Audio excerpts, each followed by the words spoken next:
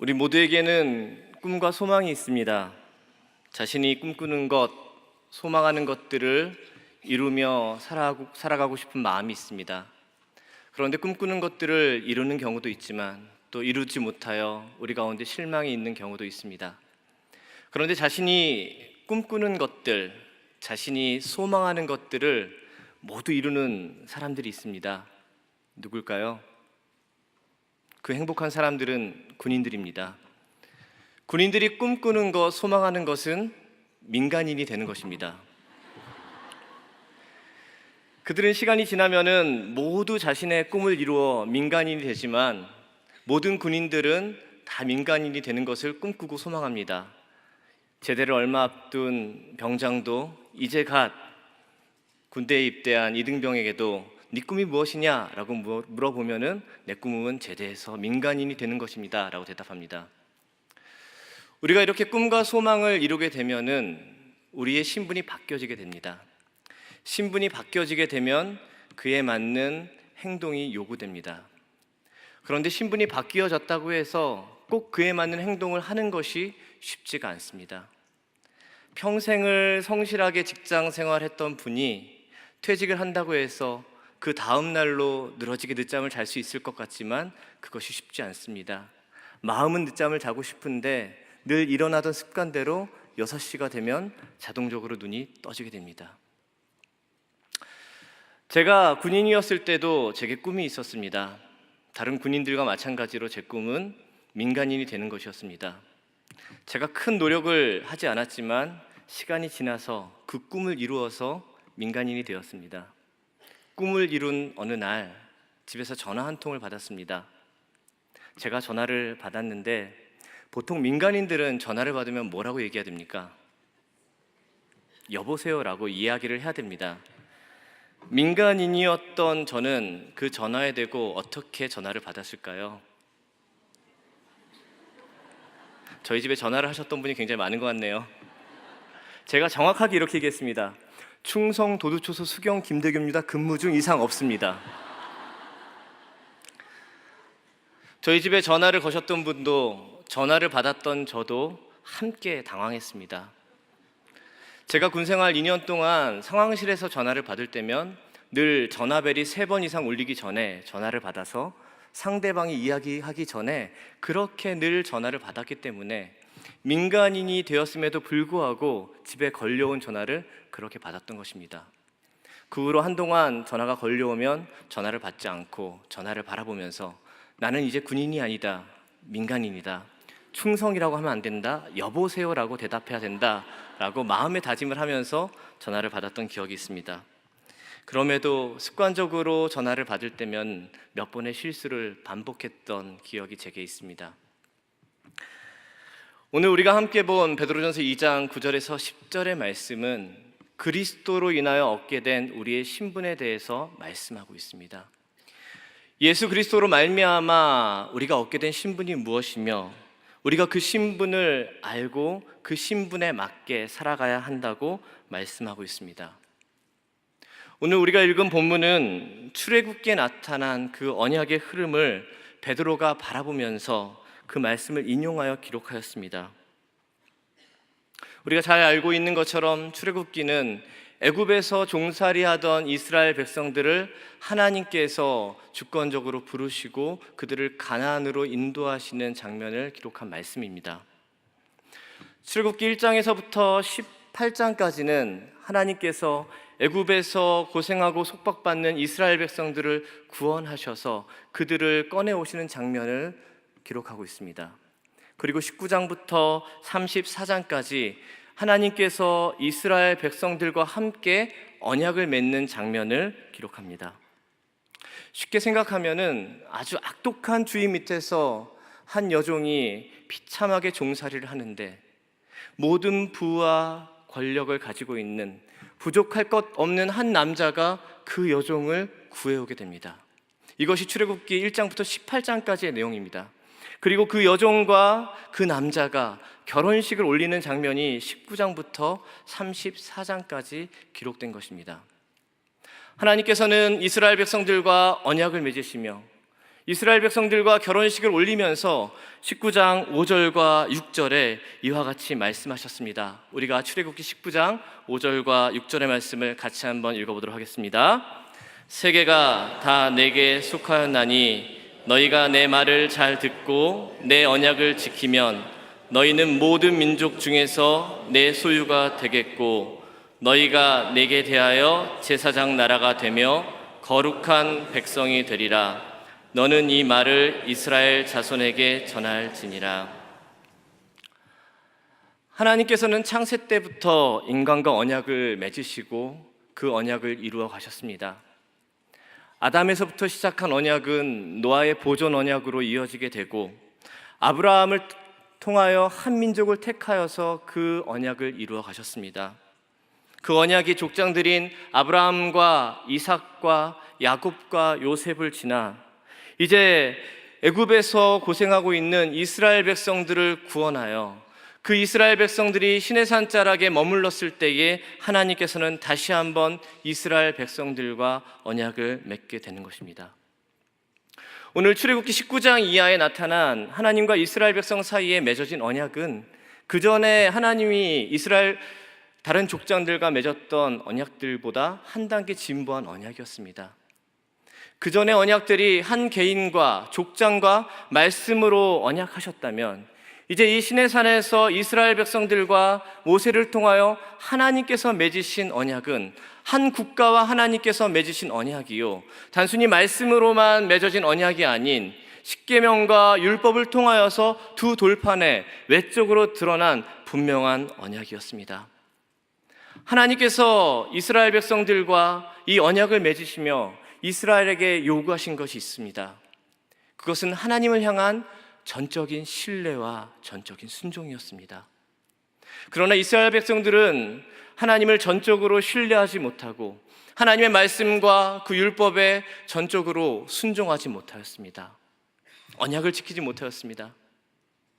그런데 자비로우신 하나님께서는 다시 한번 이스라엘을 향하여서, 온 인류를 향하여서 새 언약을 준비하셨습니다. 그 새 언약의 말씀이 에레미야 31장 33절에 기록되어 있습니다. 새 언약의 말씀을 우리가 같이 한번 읽겠습니다. 그러나 그날 후에 내가 이스라엘 집과 맺을 언약은 이러하니 곧 내가 나의 법을 그들의 속에 두며 그들의 마음에 기록하여 나는 그들의 하나님이 되고 그들은 내 백성이 될 것이라. 여호와의 말씀이니라.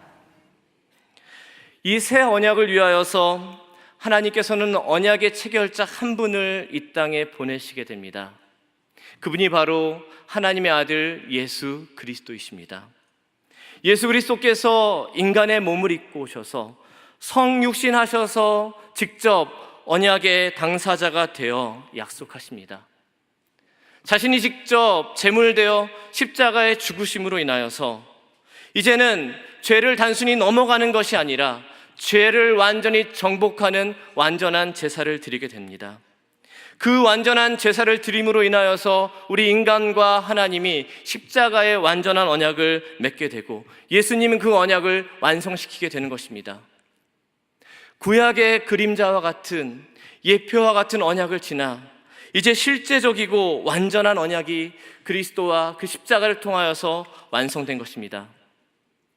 그리고 이제 새로운 이스라엘인 우리와 함께 언약하십니다.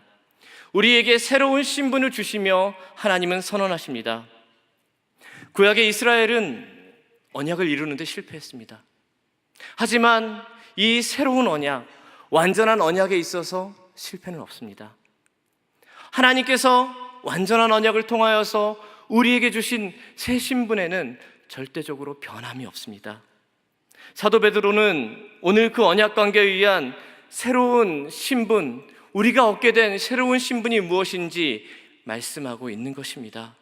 우리가 다시 한번 이 새 신분을 보도록 하겠습니다. 다시 한번 읽도록 하겠습니다.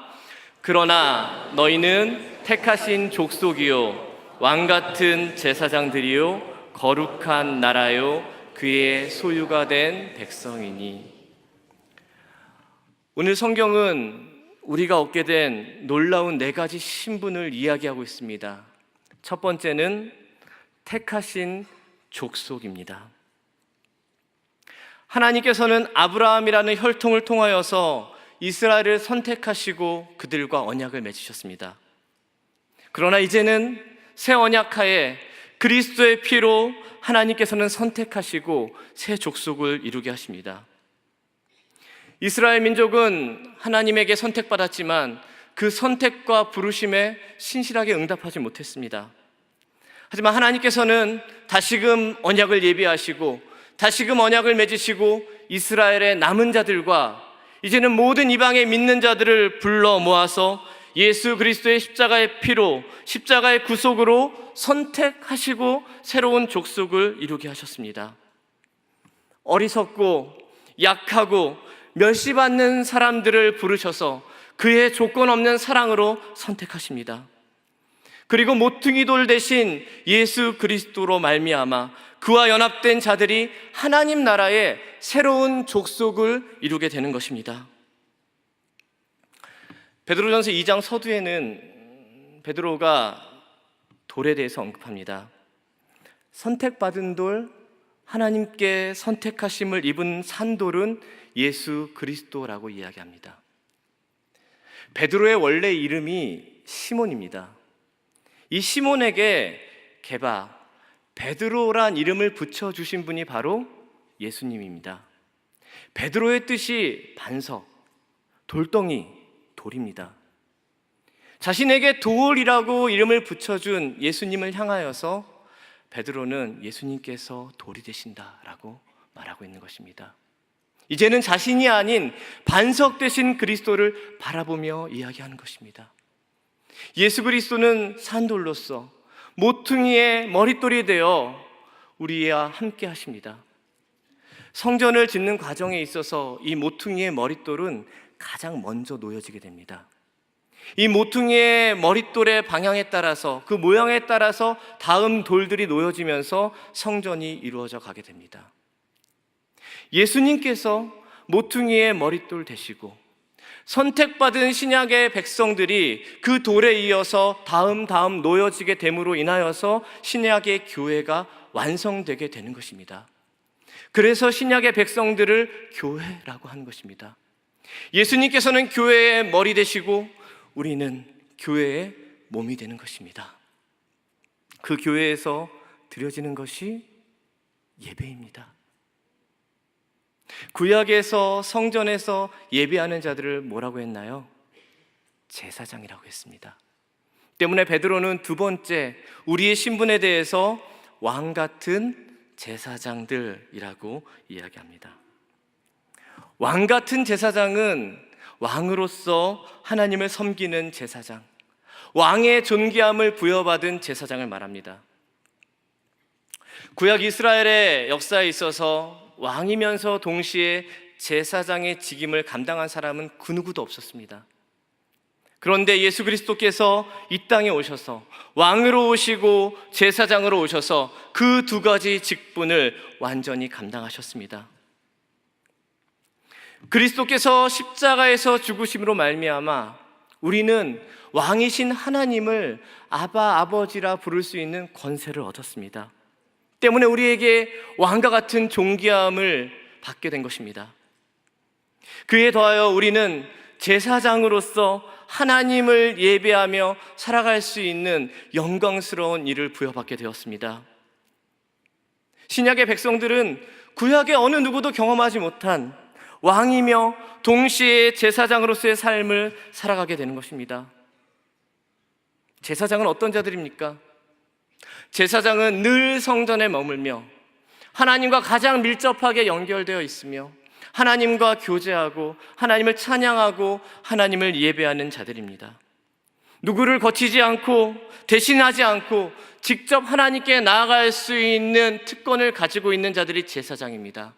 오늘 신약의 백성들에게 하나님께서 선언하십니다. 너희가 왕 같은 제사장이라고 말씀하십니다. 우리가 그 특권 때문에 지금 이 자리에 나와서 하나님을 찬양할 수 있는 것이며 그 특권으로 인하여서 하나님의 말씀을 들을 수 있는 것이며 하나님께 기도할 수 있는 것임을 기억하시기를 바랍니다. 세 번째 우리의 신분은 거룩한 나라입니다.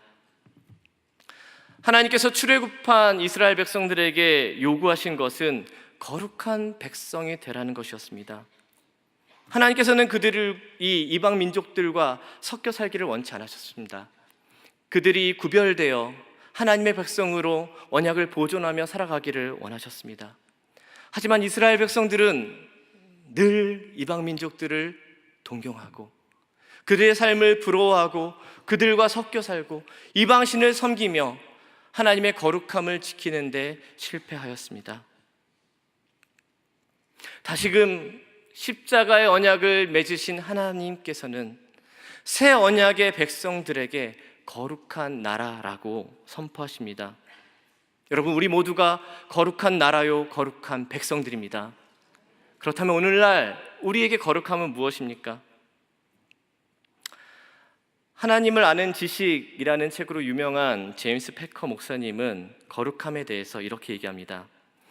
하나님께 바치는 사랑이 참된 거룩함의 기초이며 구원받은 죄인이 이미 받은 은혜에 감사하며 표현하는 자발적인 반응이 거룩함이다라고 이야기합니다. 다시 말하면 은혜에 반응하여 내가 하나님께 사랑을 표현하고 그 사랑을 가지고 나의 이웃들을 사랑하는 것이며 나의 기질과 나의 감정들은 통제하고 억누르며 살아가는 것이 거룩함입니다. 우리가 날마다 예수 그리스도를 닮기 위하여 애쓰고 수고하는 것, 예수 그리스도처럼 살아가기 위하여서 애쓰는 것이 거룩함이라고 말씀하는 것입니다. 우리 모두가 하나님 나라의 거룩한 나라, 거룩한 백성들로 살아가시기를 간절히 소원합니다. 오늘 베드로 사도가 네 번째로 얘기하는 것은 소유된 백성입니다. 소유된 백성. 이 소유하다라는 단어는 신약 성경의 전체 5번 사용됩니다. 오늘 본문을 포함해서 5번 사용되는 중에 앞에 3번은 얻다라는 뜻으로 사용됩니다. 그리고 뒤에 한 번은 히브리서에서 사용되는데 구원하다, 보존하다라는 의미로 사용됩니다. 따라서 오늘 베드로 사도가 얘기하는 그 소유된 백성이다라고 하는 것은 하나님께서 우리를 얻으시고 그 얻으신 백성들을 구원하시고 보존하신다라는 뜻입니다. 우리는 하나님께서 우리를 소유하시기 위하여 치르신 대가를 기억해야 합니다. 그 대가가 무엇입니까? 하나님의 하나밖에 없는 아들 예수 그리스도입니다. 하나님께서 그 대가를 치르시며 우리와 언약을 맺으시고 그 언약의 증거로 두신 것이 바로 예수 그리스도의 십자가입니다. 그것을 통하여 내가 너희를 나의 백성으로 소유하였다라고 선언하십니다. 그것이 우리의 가치입니다. 그것이 나의 값입니다. 독생자의 죽음과 바꾸어 소유한 그의 백성들의 가치가 이처럼 놀랍기 때문에 하나님께서는 우리를 이 땅에 그냥 버려두시는 것이 아니라 어떠한 고난과 어떠한 환난과 어떠한 어둠의 공격 속에서도 우리를 보호하시고 우리를 지키시는 것입니다. 그 하나님의 보호하심과 지키심을 바라보시기를 간절히 소원합니다.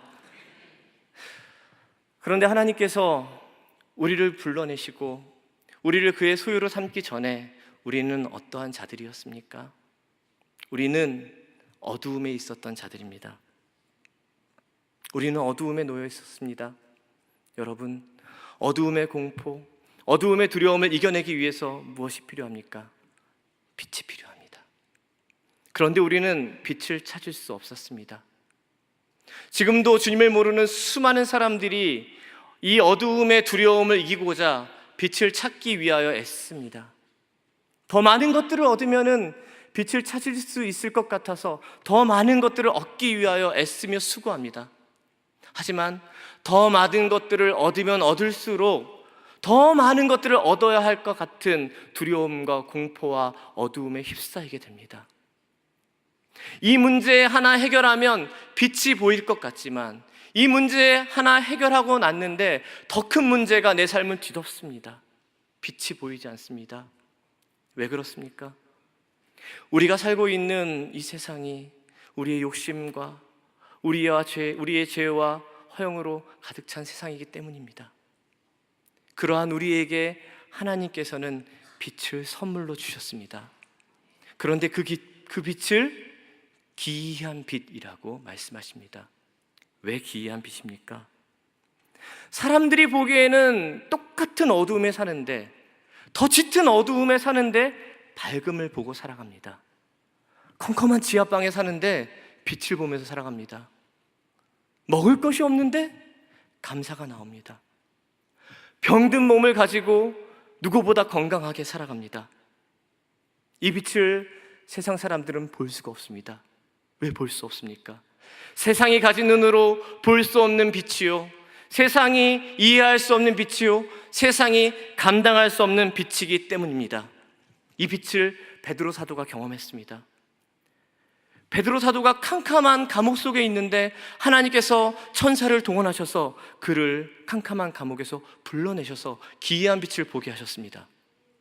그가 늘 컴컴한 바다에서 고기 잡는 인생이었는데, 오늘 많이 잡아도 내일은 더 많이 잡아야만 될 것 같은 어두움에 갇힌 인생이었는데, 주님께서 그를 부르셔서 기이한 빛을 보게 하셨습니다.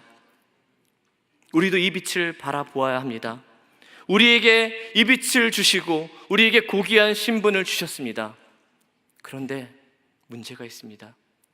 우리에게 빛을 선물로 주시고 우리를 빛으로 인도하시고 우리에게 고귀한 선물을 주셨는데, 고귀한 신분을 주셨는데, 우리가 자꾸 어두움을 바라보면서 두려워하고 어두움으로 돌아가야만 할 것 같은 불안함에 살아갑니다. 우리의 생각과 우리의 행동이 변하지 않습니다. 이스라엘 백성들과 꼭 같습니다.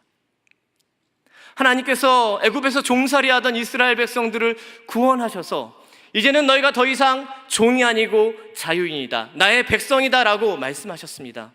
그럼에도 불구하고 그들이 여전히 자신들을 쫓아오는 애굽 군대를 바라보며 두려워하였습니다. 애굽에서 고기가마 곁에서 고기 부스러기 먹는 것을 그리워하고 있었습니다. 그때 하나님께서 이스라엘 백성들에게 행하신 일이 무엇입니까? 하나님은 홍해를 가르셨습니다. 그리고 그 홍해를 이스라엘 백성들이 건너가게 하셨습니다. 건너가게 한 후에 이스라엘 백성들의 눈으로 보게 하셨습니다.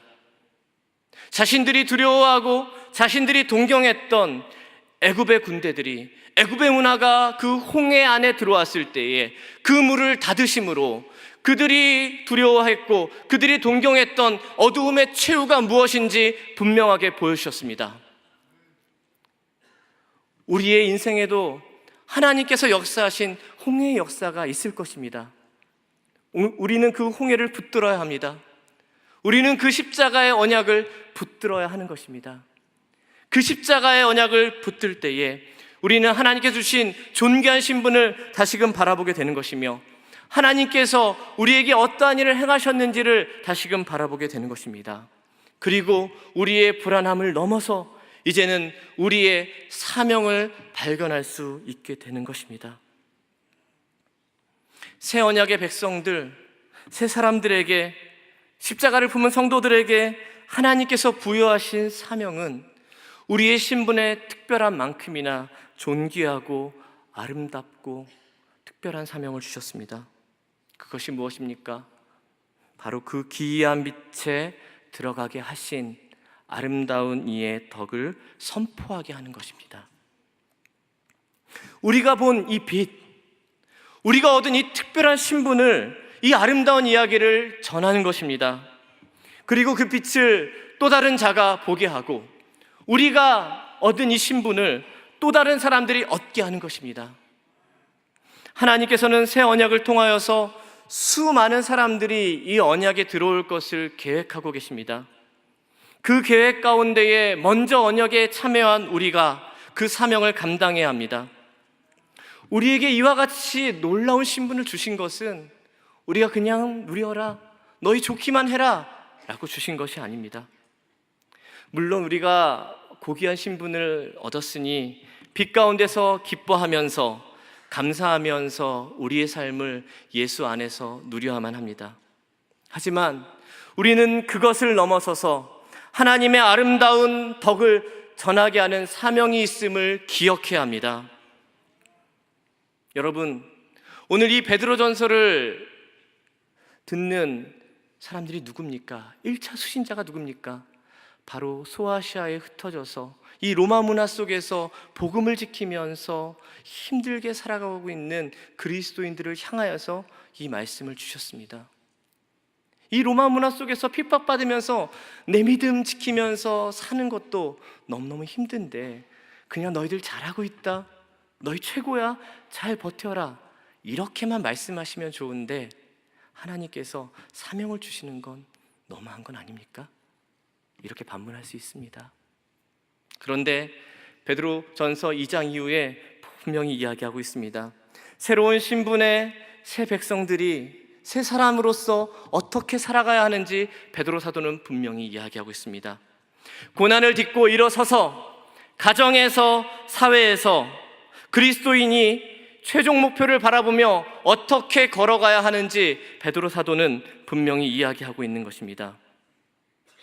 우리에게는 구약의 이스라엘의 사명을 넘는 사명이 있습니다. 구약 이스라엘 백성들에게는 그들의 언약을 지키고 그들이 이방 민족들과 뒤섞이지 않는 것이 그들의 사명이었습니다. 그러나 이제 새 언약의 백성들에게 주신 하나님의 고귀한 사명은 이 언약을 지키는 것뿐만 아니라 이 언약을 다른 사람들에게 전해줘라. 언약에 들어오지 못한 다른 사람들을 이 언약에 참여하는 계획 속에 너희가 사용되어라 라고 분명히 말씀하고 있는 것입니다. 그러나 우리의 현실은 어떤가요, 여러분? 때로는 여전히 버티고 서 있을 조차 없는 정말 힘든 상황 속에 우리가 놓여 있습니다. 앞이 캄캄한 문제들이 우리 앞에 놓여 있습니다. 그러한 문제들을 바라볼 때에 내 문제 하나 짊어지고 가는 것도 힘든데 누군가에게 이것들을 전하는 것이 쉽지 않다라고 느껴질 것입니다. 그런데 여러분, 저에게도 문제는 있고 저에게도 아픔이 있습니다. 제 안에도 부패한 본성이 있고 제 안에도 여전히 우울함이 있고 상처가 있고 분노가 있습니다. 연약함이 있습니다. 그럼에도 불구하고 저는 지금 이 자리에서 주의 사랑하는 백성들과 함께 하나님의 말씀을 나누고 있습니다. 이것은 제게 영광입니다. 제가 부족하고 연약해도 하나님께서 저를 부르신 그날까지 저는 목회자로서의 소명을 다할 것입니다. 우리 모두가 마찬가지입니다. 우리 안에 여전히 해결되지 않은 연약함과 고통이 있습니다. 극복되지 않는 과거의 상처가 있고 우울함이 있고 분노가 있습니다. 하지만 그 모든 것들을 아시는 하나님께서 우리를 택하신 족속이요 왕같은 제사장이요 거룩한 나라요 그의 소유된 백성이라고 부르시며 아름다운 덕을 전하라고 말씀하십니다.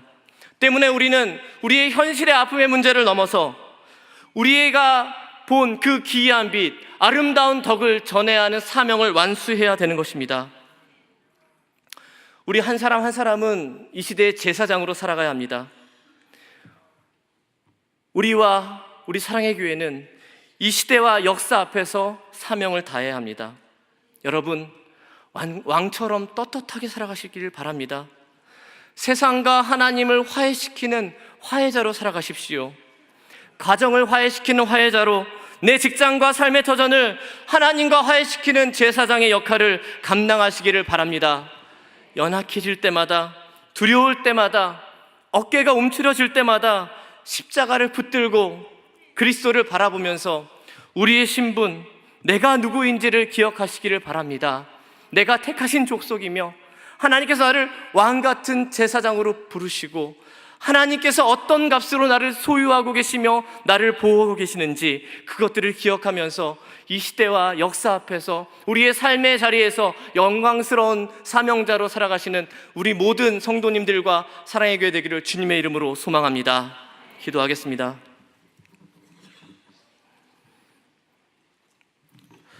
우리의 주인 되신 하나님 아버지, 예수 그리스도를 힘입어 우리를 택한 족속, 왕같은 제사장, 거룩한 나라, 소유된 백성으로 부르시며 아름다운 덕을 전하라고 말씀하신 주님의 이름을 높여드립니다. 우리의 모든 현실의 문제와 아픔을 넘어서 주의 기이한 빛을 전하며 아름다운 덕을 선포하는 온전한 주님의 자녀로 살아가게 하옵소서. 우리의 생명 되시고 소망 되신 예수 그리스도의 이름으로 기도드리옵나이다. 아멘.